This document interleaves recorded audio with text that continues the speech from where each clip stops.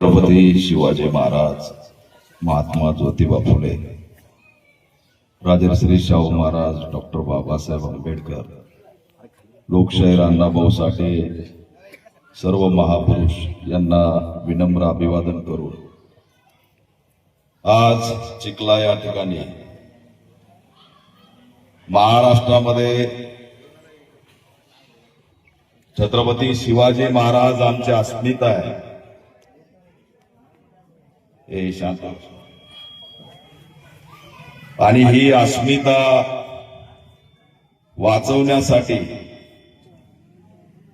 जिजाऊच्या लेकीने जे शौर्य गाजवलं त्याला जय भीम आणि जय शिवराय करण्यासाठी या ठिकाणी मी आलो. ज्यावेळेस ही घटना बघितली तळपायाची आग मस्तकाला घेतली की हा महाराष्ट्र छत्रपती शिवाजी महाराजांचा महाराष्ट्र, डॉक्टर बाबासाहेब आंबेडकरांच्या संविधानावरती चालणारा महाराष्ट्र आणि जनावरांसारखी माणसं कशी काय दिसू शकतात. ज्यावेळेस आमच्या आईचं त्या ताईचं चित्र बघितलं ते अनेकांनी फेसबुक व्हॉट्सअपला व्हायरल केलं, पहिल्यांदा मला असं वाटलं की मी हे व्हायरल नाही केलं पाहिजे. अरे बहीण आहे आमची, त्या बहिणीचे ज्या प्रकारचा व्हिडिओ आला त्या बघून वेदना झाल्याशिवाय राहणार नाही. काय काय म्हणावं या महाराष्ट्रामध्ये कशा प्रकारे जनावरांसारख्या विचाराचे लोक असू शकतात. गुन्हा काय, आपल्या समाजाला न्याय मिळावा म्हणून लढणं, त्यांना एका अचानक टार्गेट झालेलं नाही, पुतळा बसवला हल्ला केला हे नाही. आम्ही ओळखतो कार्यकर्त्याचं संकट काय असतं. दीपक केदारवर सुद्धा हल्ले झाले, संजीवनी ताईला फक्त पुतळ्यापुरता हल्ला केलेला नाही तर ती जय शिवरायचा नारा बुलंद करते म्हणून तिच्यावरती हल्ला केलेला आहे. अनेक आंदोलनात दिसते, मनोदाना सोबत दिसत आहे. अरे राजकारण वरच्या स्तराचं असतं बाबा, त्याच्याकडे लक्ष नका देत जाऊ. राजकारण गावात आलं की गाव हे संपल्याशिवाय राहत नाही. एक काळ होता गाव एकोपाने राहायचं, पण आज ती स्थिती दिसत नाही. आज महापुरुष वाटून घ्यायला लागले. अरे छत्रपती शिवाजी महाराज या ठिकाणी एका जातीपुरते मर्यादित असू शकत नाही. त्यांना कशा प्रकारे या ठिकाणी कुणी विरोध करतो हाच मला प्रश्न या ठिकाणी पडला. छत्रपती शिवाजी महाराजांना विरोध होता, बरं जागा काही बापाची नाही, कुणाची जागा आहे? जागा सरकारी आहे. पुतळा लावलाय, चांगला दिसतोय, अंगणवाडीच्या समोर लावलाय. उद्या छत्रपती शिवाजी महाराजांच्या पुतळ्याकडे बघून लहान लहान लेकरं पुढे येतील आणि त्यांचं भविष्य करतील. हा पुतळा प्रेरणा आहे आणि त्याला विरोध करण्यामागे जातीवाद याला कुणी नाकारू शकत नाही. कितीही म्हणलो तरी याच्यामध्ये जातीवादाचा वास आल्याशिवाय या ठिकाणी दिसत नाही अशी स्थिती आहे. आणि म्हणून मी बऱ्याच वेळेचं पोलिसांना बोलवतोय, कुणी यायना, पीआय यायना, डीवायएसपी यायना, आम्हाला उत्तर द्या, तो आरोपी कुठे आहे? मुख्य आरोपी आतापर्यंत अटक का नाही? मुख्य आरोपीला त्या ठिकाणी आतापर्यंत अटक झालेली नाही. पोलीस यंत्रणा मुख्य आरोपीला पाठीशी घालण्याचं काम करते का?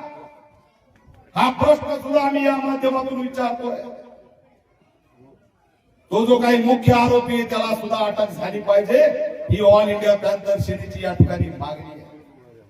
ताई, आम्हाला तुमच्याबद्दल खूप या ठिकाणी हळहळ व्यक्त करतोय की तुम्ही स्वतःच्या घरासाठी लढा दिला नाही, तुम्हाला काहीतरी मागणी स्वतःची योजना पाहिजे म्हणून लढा दिला नाही.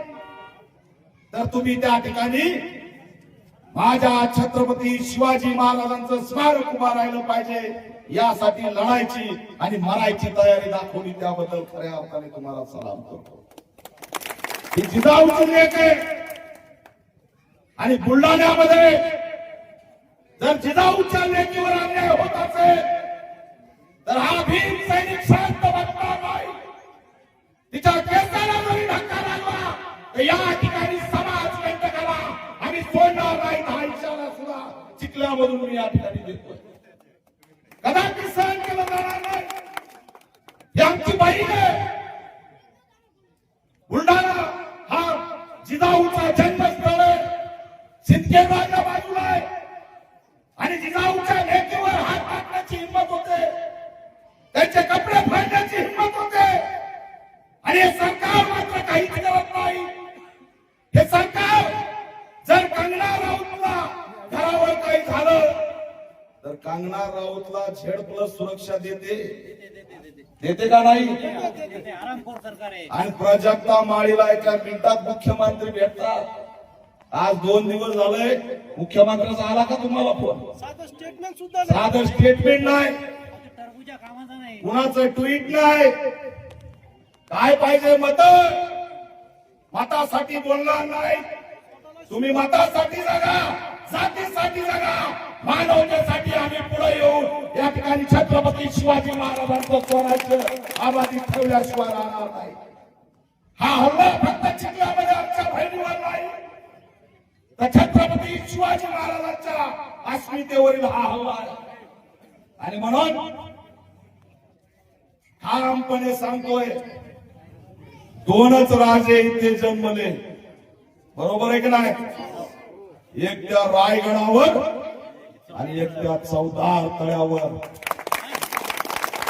काही तुम्ही दाखवून दिलं की तुम्ही जिजाऊची लेक आहे. तुम्ही खाली पडलेला बघितल्या, तुमचे कपडे फाटलेले बघितले, तुमच्या सोबतच्या एका ताईचा त्या ठिकाणी पाय फुटल्याला आम्ही बघितलाय. किती वेदना तुम्हाला होत होत्या. मोठा जमाव त्या ठिकाणी उभा होता आणि त्या जमावासमोर तुम्ही पुन्हा एकदा उठून धावून गेला. हे दुसरं कुणीच करू शकत नाही. शूरवीरांची अवलाद संजीवनी ताई यांनी करून दाखवलेलं आहे आणि ही असणारी खरी लढाई आहे. पण आता राजकारण सुरू झालंय, त्यांच्यावर आरोप केले जात आहे. आमदार काल आला, कोण आहे आमदार इथे? अरे जोरात बोला रे बाबा. अरे मी बोलतोय, तुम्हाला काय होतंय? कायदेला सांगा वाईंदे होतील, आमच्या नादी लागायचं नाही.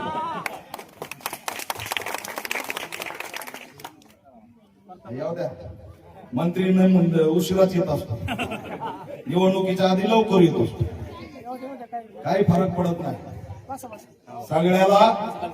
इथं मंत्री संत्री आमदार खासदार काही नाही. आमच्या सगळ्याचा बाप छत्रपती शिवाजी महाराज.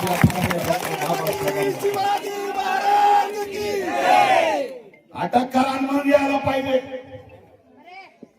आरोपीला अटक केलं यायला पाहिजे. ते आमदार एकीकडे म्हणतात माझा समज नाही, तुम्ही चांगले असाल, पण मला सांगा हा आरोपी फरार कस काय झाला? फरार कुणामुळे झाला? याला पळवून कुणी लावलं? मुख्य आरोपीला 24 तासाच्या आत अटक करा, नाहीतर आमदार तुम्हाला एक्सपोज केल्याशिवाय आम्ही राहणार नाही. हा इशारा सुद्धा या माध्यमातून आम्हाला सगळं कळतंय, कोणी कुठं लपवलंय, काय केलंय, कोण पाठीशी आहे. आणि आता पुन्हा आमच्या ताईला टार्गेट होणार आहे. मी सांगतो तुम्हाला काय असते ते. तुम्ही जर एकत्र राहिले नाही, एकजुटीने ताईच्या मागे राहिले नाही तर ताई एकटी पडून एवढं लक्षात ठेवा. आम्ही तिला एकटी पडू देणार नाही. आम्ही लय सगळ्याला नीट करून आलो. तुम्हाला माहितीये सरपंच संतोष देशमुखचं प्रकरण नीट करून आलोय. कोले कुत्रे आमच्या पुढे काहीच करत नाही. त्याच्यामुळं दादागिरीची भाषा कुणीच करायची नाही. हा जातीचा लढा नाही, समाजकंटकाच्या विरोधातला लढा आहे. आम्ही त्यांना समाजकंटक म्हणतो, त्या जातीचा सुद्धा उल्लेख करत नाही. जातीवाद असता तर गोपीनाथ मुंडे एवढ्या वेळेस खासदार झालेच नसते. त्यांना मराठा आणि दलितांनी मतदान केलेलं आहे. पण आज फॅशन बदलली, जातीपुरतं मर्यादित राहायची सवय झालेली आहे. मानवताचं कुणालाही काही घेण देणं पाडलेलं नाही. जिजाऊची लेख, रमाईची लेख, सावित्रीची लेख, अहिल्याची लेख ही महाराष्ट्राची लेख आहे. आणि तिच्यावर जर कोणी हात टाकत असेल तर जातीच्या पलीकडे जाऊन पंकजाताई मुंडेंनी निषेध केला पाहिजे होता, परंतु तो केला नाही. हे दुर्दैव वाटतं. यापुढे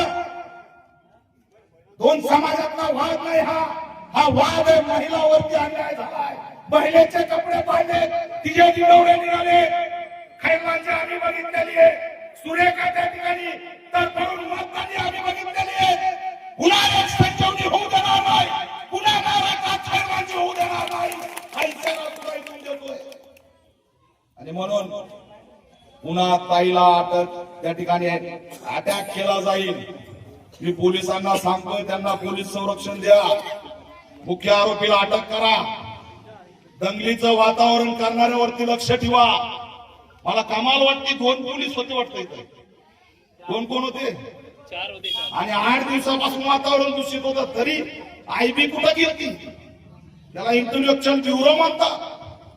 आयबीला हे कळतं दीपक केदार कोणत्या दिशेने चाललाय, पण आयबीला हे कळलं नाही तर दंगल होणार आहे. अरे कुणाला विरोध करताय? छत्रपती शिवाजी महाराजांना विरोध. काय त्या जिजाऊ आणि छत्रपती शिवाजी महाराजांचे उपकार आपण विसरू शकतो का? आज आपलं जे काही अस्तित्व आहे ते ह्या सगळ्या महापुरुषांमुळे. आज आपण जे स्वाभिमानाने ताठमानाने जगतोय, आज आपण कष्टकरी कामगार म्हणून रयतेचे स्वराज्य भोगतोय, त्याला जर कोण कारणीभूत असेल तर छत्रपती शिवाजी महाराज कारणीभूत आहेत. त्या पुतळ्याला तुम्ही विरोध करताय, लाज वाटत नाही? काय करायला निघालो ह्याची लाज वाटत नाही? अरे त्या ताईचा सन्मान करायचा, हा पुतळा बसवला म्हणून तर तुम्ही तिचे कपडे फाडताय आणि कपडे फाडल्या पुढे म्हणताय जातीवाद आहे. जातीवाद नाही, हे समाज कंटक आहे. ज्यांनी या ताईवर अटॅक केलाय ते समाज कंटक आहेत आणि त्यांच्यावरती मोकासारखी कारवाई झाली पाहिजे, ही सुद्धा आमची या ठिकाणी मागणी आहे.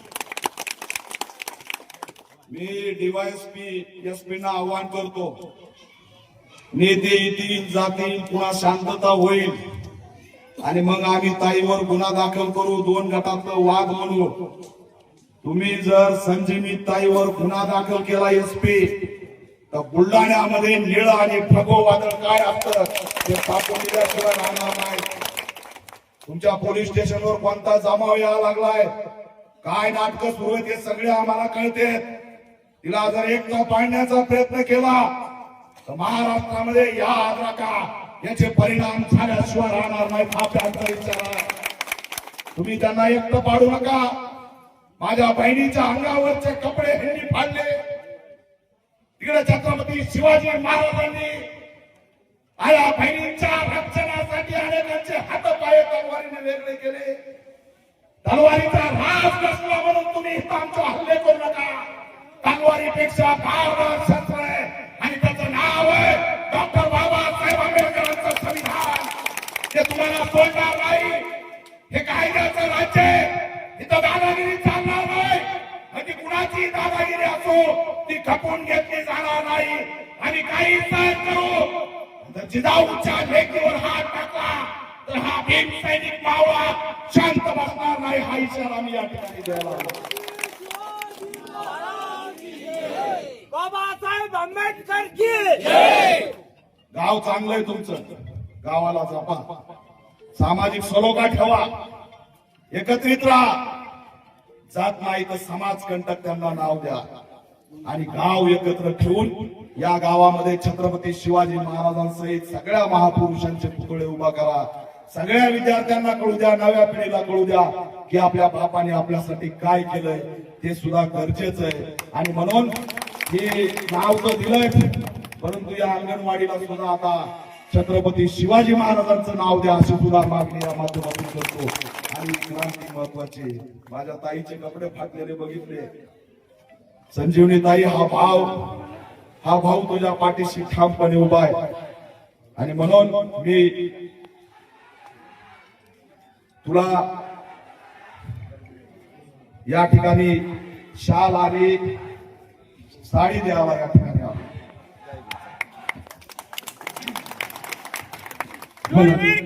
या ठिकाणी ऑल इंडिया महिला सेनेचे राष्ट्रीय अध्यक्ष सन्माननीय दीपक भाई आपल्या या रणरागिणीचा या ठिकाणी सन्मान करत होते. ताईंचा सन्मान या ठिकाणी ऑल इंडिया पॅन्थर सेनेचे राष्ट्रीय अध्यक्ष सन्माननीय दीपक भाई या ठिकाणी ताईंचा सन्मान करतात. हॅलो, सर्वांना विनंती आहे की कृपया आपण पेंडॉल मध्ये बसून घ्यायचं आहे. या ठिकाणी ताईचा सन्मान ऑल इंडिया